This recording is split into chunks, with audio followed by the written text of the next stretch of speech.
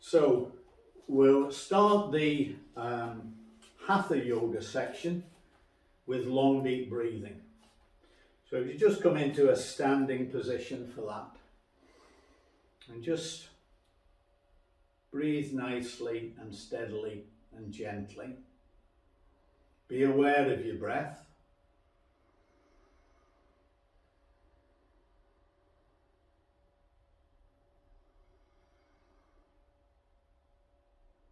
And then remember, abdominal breathing is just breathing into the abdomen so that you can feel the abdomen swell.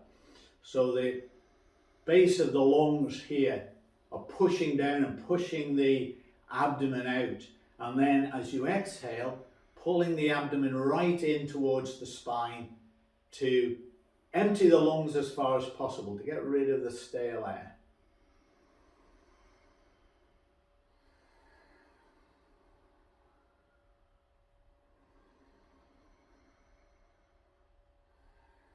Now, when you're comfortable with that abdominal breathing, the next stage is putting your hand on your ribs. Inhale into the abdomen, and then as you feel the abdomen fill up, continue to inhale and feel for the ribs moving out to the sides as you fill up the midsection of your lungs.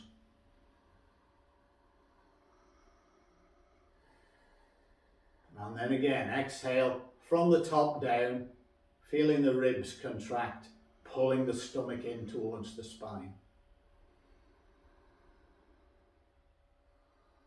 And the final stage of this three-stage, if you like, long deep breathing, inhaling into the abdomen, feeling the ribs then expand, and then putting your hand on the top of your chest, inhaling into the top of the lungs, exhaling from the top, the ribs and the abdomen.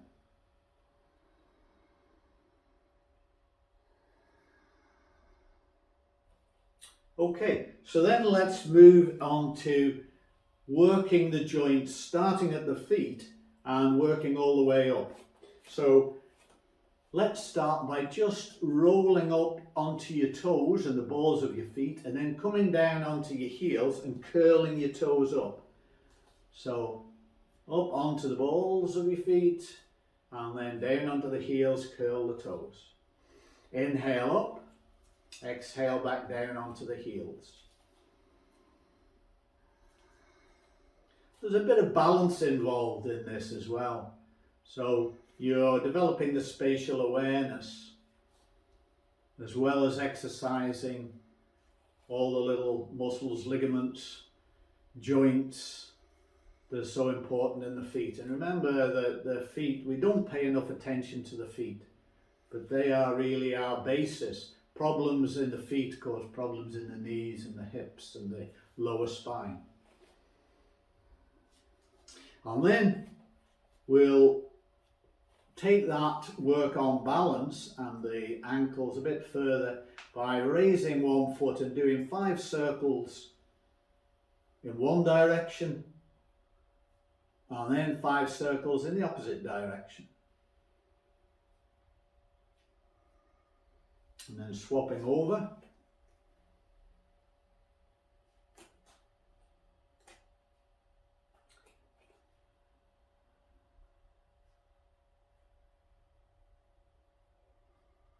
Okay, and then the next joint working up the body is the knees.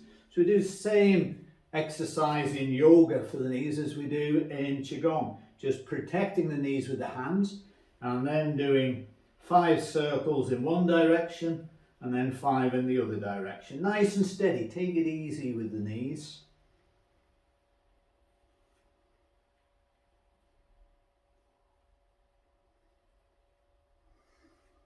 And 5 in the opposite direction.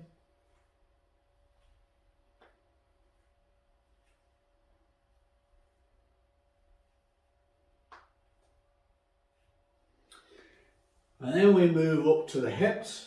So for the hips, you can take the feet a little bit further apart for this as well.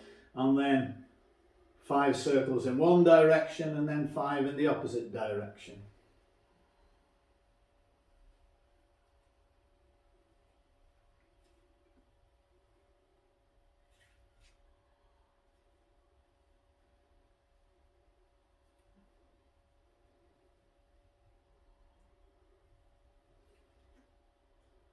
And then we move on from the hips to the lower spine.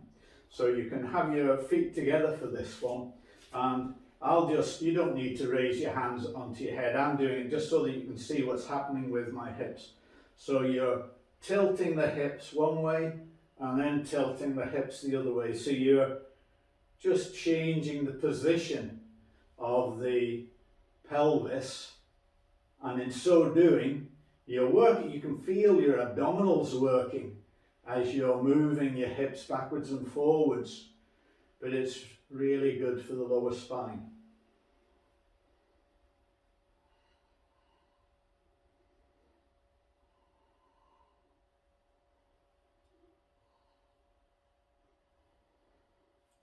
And then we can turn our attention to the upper spine, and a nice wide stance for this, one that I've taken from the T3 sequence.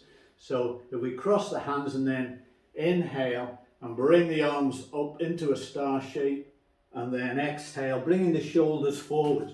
So if you're looking at it sideways on, you're bending the upper spine forwards, and then you're pushing the spine out between the shoulder blades in the opposite direction. So you're giving the upper spine that nice joint movement that we applied to the lower spine a minute ago.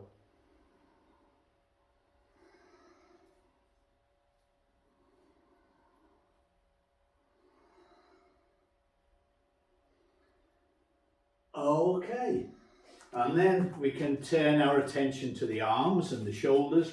So we start with big circles for the arms.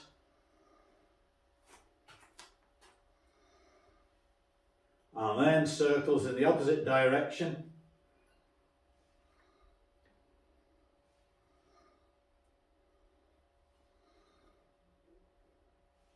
And then circles in opposite directions. So the best way to make sure that you're not, when I've taken classes, a lot of people are doing this as if they're swimming. And that's not working the brain. It's just as good for the shoulders, but we want to bring the brain into it as well and get the brain working as well. So you start with your right hand high and your left hand low, and then bring them together in front of you, and then swap them over so your left hand is high and your right hand is low. Then they're working in opposite directions. And so you're building new neural pathways through your brain, which is always good, keeping the brain fresh. Unless you're already doing this every morning anyway. And then reverse, so starting with your left hand high and your right hand low, and then bringing them both to the front and continuing up and round.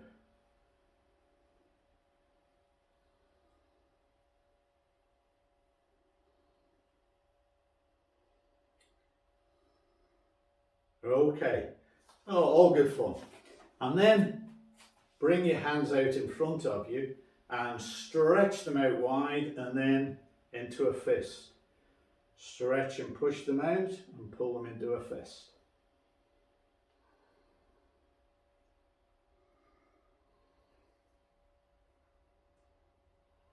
And then take the fist and make 5 circles in one direction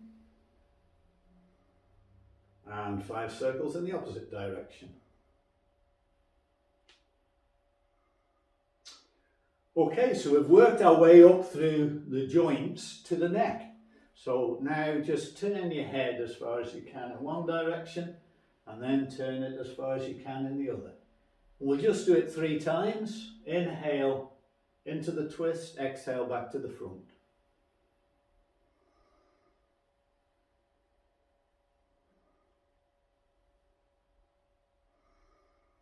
And then inhale up, stretching the chin up as high as you can. Exhaling down, inhale, bending the head down onto the chin, inhaling up again, and twice more.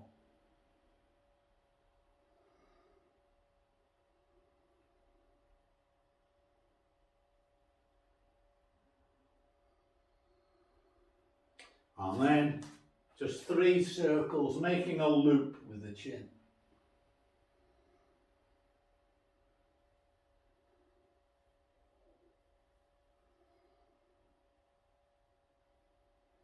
Okay. And it wouldn't seem like a Hatha Yoga sequence without the warrior flow, would it? So let's set ourselves up for that. Make a nice wide stance. Check. One of the most important points of your warrior flow is that your knee is directly above your ankle in the leading knee. And then you want your spine vertical. You're looking at the fingernail of the leading finger. And we did reverse warrior last night, I think, so we'll do warrior 1 today. So inhale the back arm around in a circle and up. And exhale down. Inhale on into side angle. And back into warrior 2 and twice more. And don't rush it. Just enjoy doing it. And your arms aren't floppy, but they're not tensed either. And the last one.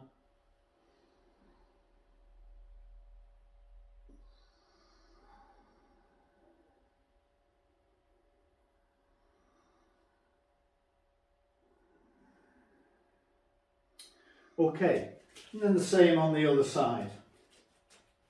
So again, warrior 2, checking your stance, feeling the stability and the power in the legs, and then inhaling up into warrior 1, exhaling down, on into side angle, and back, and twice more.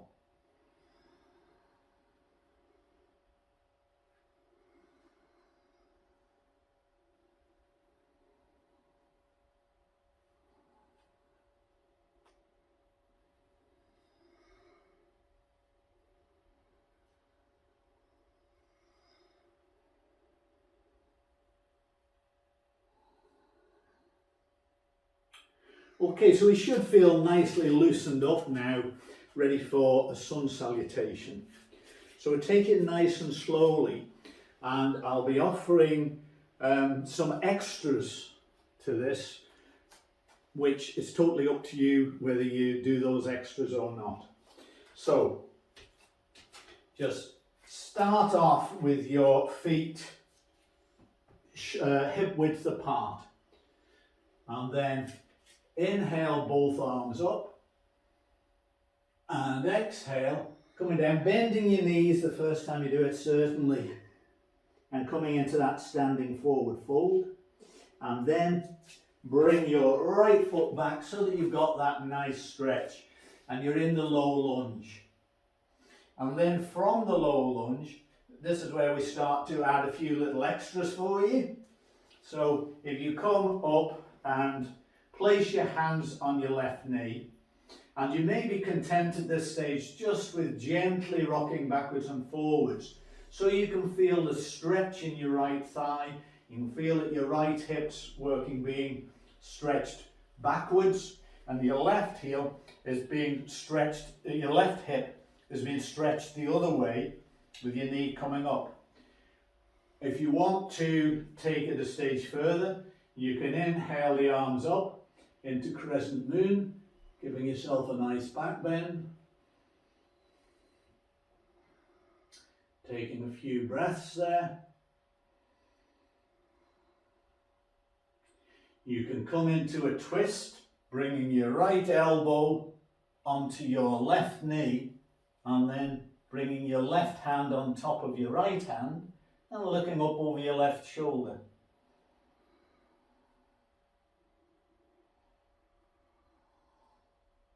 Again, taking a few breaths. And then coming back into your low lunge, putting your hands down beside your foot and tuck your toes of your back foot in, and then come into plank. from plank, drop onto your knees, your chest and your chin.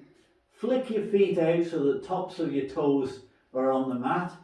And then with your hands underneath your shoulders, remember, and your elbows tucked into your ribs, inhale, using your back muscles to bring your head and shoulders up as high as you can, and then using your arms. And then tuck your toes underneath. Come back into downward facing dog. From downward facing dog, you can bend one knee and then the other, giving your heels a chance to lower towards the floor, and so you're working the ankles and you're stretching the calves. And then your right leg went back first, so your right leg comes forward first, and you come back into the lunge. So from that lunge, again, come up into that grounding posture. Feel the stretch in your left thigh this time. And again, you might be content just to rock backwards and forwards, working your knee joint, your hip joint, strengthen your leg muscles. Or you might want to go up into crescent moon.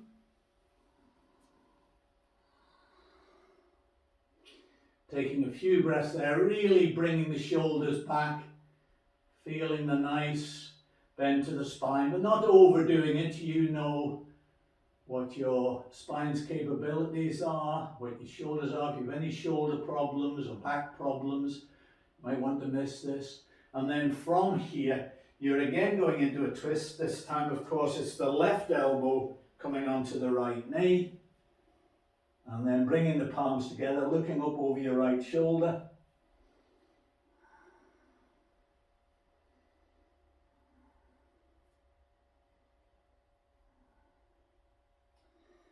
And after a few breaths, we can come back, tuck the toes of the back foot underneath, and then push off from there to get back into our standing forward fold. And inhale, bringing the arms up, gentle back bend, and bring the hands back to the chest to finish.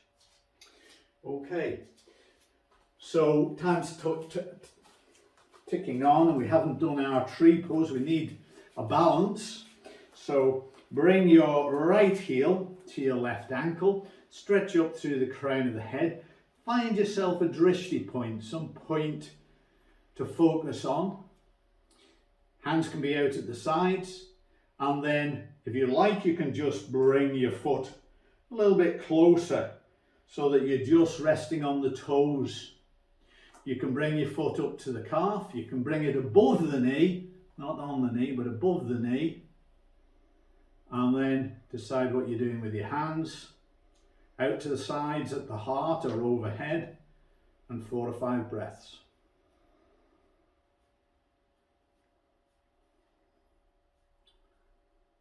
So your eyes are focused on your drishti point, but your mind is perhaps focused on that left foot and all the little movements it's doing to keep you balanced.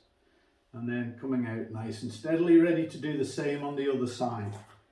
So bringing your left heel to your right ankle, setting yourself up with your drishti point, and then adjusting the position of that left foot to wherever you want it, ready for your balance. Same with your hands, decide where you want them, and then 5 breaths.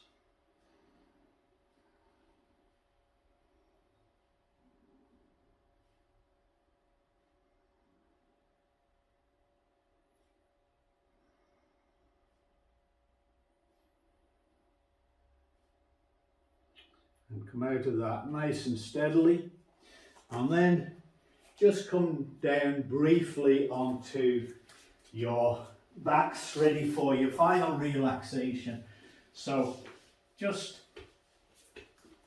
put the soles of your feet on the floor, move your hips out to the right, drop your knees to your left, and loop to your right. Just getting that gentle spinal twist to release any tensions that have built up. And then the same on the other side.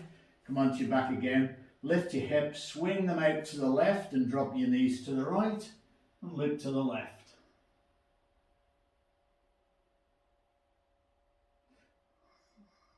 And then straighten your legs. Just rest your hands by your sides. Close your eyes gently and take a few gentle breaths.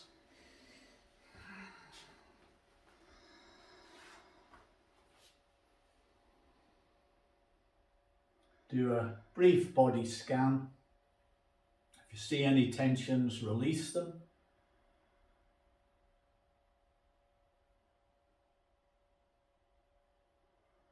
And then you can stay in that nice relaxing Shavasana pose for as long as is suitable for you.